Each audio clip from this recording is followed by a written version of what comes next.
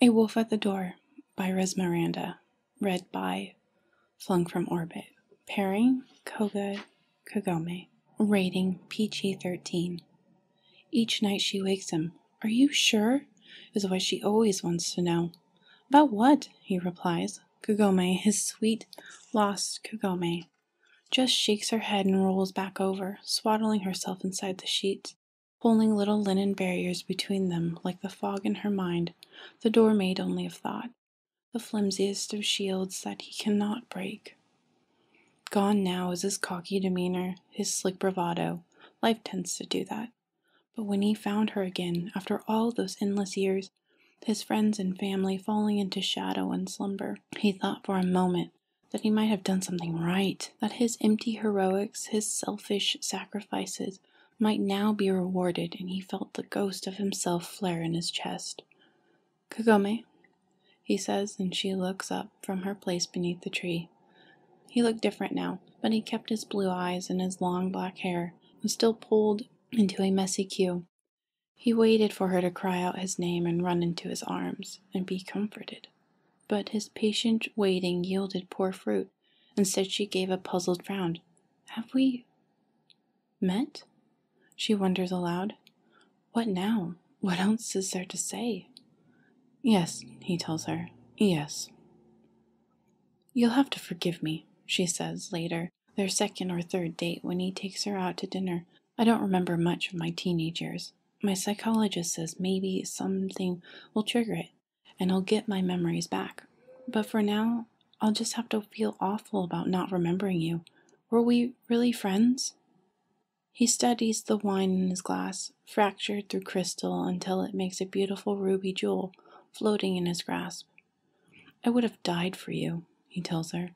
She laughs, gay yet brittle. "Well, I suppose it's a very good thing you didn't have to." He smiles back and remembers her shocked face when he leaped in front of her.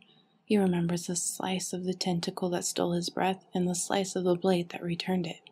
At the end and at his beginning, he heard her cry his name. "I don't think I believe you," she admits in the nighttime air, in the fresh green smell of the park. "Surely I would have remembered this." "What?" he wants to know. A coy smile beckons him near. "This." Her lips are soft and sweet, and the kiss she gives him strips him to the bone. "I loved someone once." "Yes, you did. Was it you?" He looked out the window of the train at the landscape whizzing by. It's a gray day, cool and dark, and he could smell the pungent snap of autumn were his nose not so clogged by the pungent decay of humans, were he not swathed in decadence in human things, were he not poised into compliancy. He'd kicked out the window, leap and roll and run until he found the end of everything. But her beautiful hand is on his sleeve. There is time enough for dying. "Kouga-can," she says again. "Was it you?" He looked at her, trusting eyes, and stealed her away, just like he always wanted to. "Yes," he tells her. "Yes." "I thought so!" She giggles and kisses him again. She frowns one day. "I think," she trails off. "Yes, I think my love hurt. A lot." Slowly she places her chopstick across her bowl and folds her hand over her breast, staring at nothing. He looks down at the abyss of love built on lies. "Kouga-can," she says, her voice small and scared. Did you hurt me?"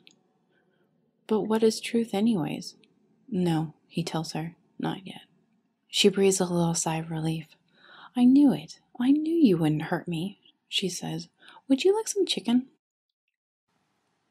And each night she wakes him. "Are you sure?" He could hear the Hanyu scratching at the window, his memories lifted dry, skeleton claws against the locked door in her head, begging to be let out, pleading to be remembered.